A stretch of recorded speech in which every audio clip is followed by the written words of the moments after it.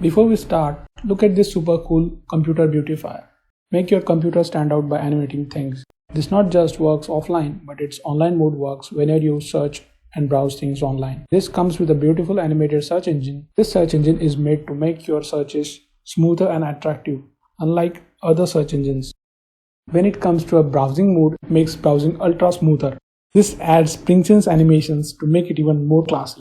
You get a customizable interface with this. This is Volvo Beautifier. Get your hands on, try it yourself. It is fun when you use it. I'm going to show you how to free hard disk space in Windows 10. Open File Explorer, then right click on C drive and click on Properties. Okay, now click on Disk Cleanup. It will take some time to complete its process. Then check these all files to delete.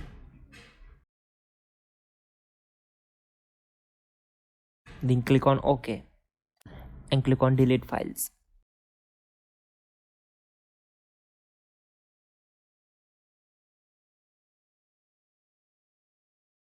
And again right click on C drive and click on Properties.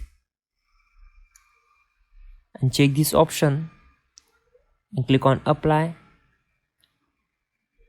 Then click on OK and click on Continue.